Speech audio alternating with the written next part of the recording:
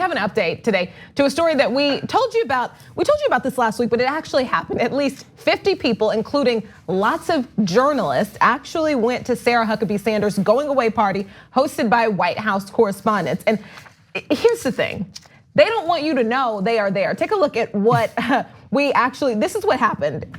You'd better not say I was here, one reporter said. Me either, said another. When asked why it was appropriate for journalists to attend a party for Sanders, John Roberts, the chief White House correspondent for Fox News, said, I need to clear any comments with my media relations team. Yeah. Bravery. Yeah. Right. Maybe they know they're doing something wrong. It's like when you get home and a dog like pissed on the rug and like he knows that he did something wrong. He's got that face. Like they know they're not supposed to be there. They know that it's absolutely ridiculous. Yeah, it's they shouldn't even want to be there. I think that's kind of what a lot of people are picking up on. But this is not unheard of because, believe it or not, when reached by phone, Ari Fleischer, the press secretary to President George W. Bush until 2003, said there was nothing abnormal about the ritual. Also, just so you know, he helped sell the cakewalk Iraq war by saying things like there is already a mountain of evidence that Saddam Hussein is gathering weapons for the purpose of using them. Recalled reporters wheeling in an actual cake into the briefing room to celebrate with him on his final day in the role. And so this may not be unusual. What should be unusual is Sarah Huckabee Sanders going 100 days without a press briefing. And that press briefing is not just to help reporters do their job. That press briefing is for you, American people. Yeah. Also admitting under oath that she lied to reporters. And then constantly though, lying to reporters. We didn't have to get a transcript of her saying it truthfully to a special prosecutor. It's obvious. Yeah. A lot of her lies are obvious. And one person though, who we know for sure stood up and wanted nothing to do with this mess, April Ryan. Take a listen. And very disturbed that in the midst of these serious issues of possible strikes against Iran, that there was no briefing by Sarah Huckabee Sanders in over 100 plus days. The day that she should have had a briefing, she didn't. Serious issues of life and death, serious issues of war. And this administration chooses not to brief the American public. Shame. Everything comes to the White House from war to peace and everything in between. And there was potential war. No one stood at that podium to explain to the American public what was going on. We see it in a tweet.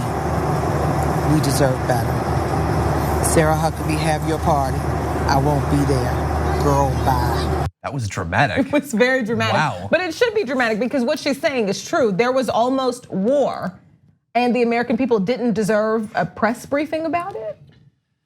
Yeah, I mean, I have a lot of thoughts about the White House press corps in general. I feel like the whole White House press briefing. I think at this point it probably should just be scrapped altogether. I think the whole thing. It has been. I think the whole thing has just become this weird kind of kabuki thing in which the job of the White House press secretary is basically to spin the administration's goings on to the benefit of the administration. It's not to actually tell relevant information and the truth.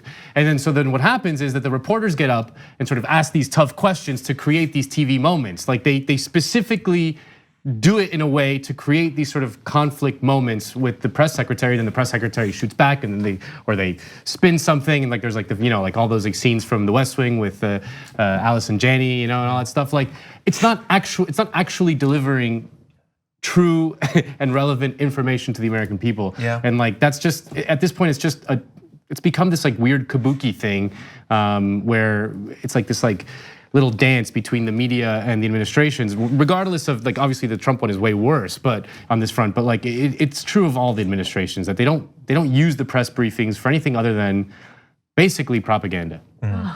I think as you have just said, it is worse recently. Before it was apparently effectively canceled. I don't think it has to be that way. I mean, I think one of the reasons it's so bad is Donald Trump, more than other past presidents, has had more ridiculous statements, ridiculous, and they're not really gaffes, but we refer to that sort of thing as gaffes, scandals, and things like that. There's more to lie about, and so the lies have been more constant. Yeah. If he had like an affirmative agenda that he was pushing, there could be just questions about what are you intending to do, which there has not been a lot of opportunities for that because every time we put one toe in the water of infrastructure week, something horrible happens. But also, I don't think that we can look at the press briefing by itself. We also have Donald Trump not really doing press conferences where he answers questions from the media.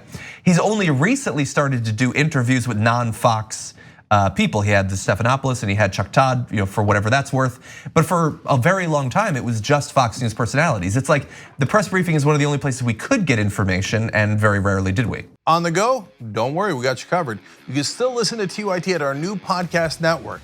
Find us on Apple Podcasts, the Google Play Store, or at tyt.com/podcast.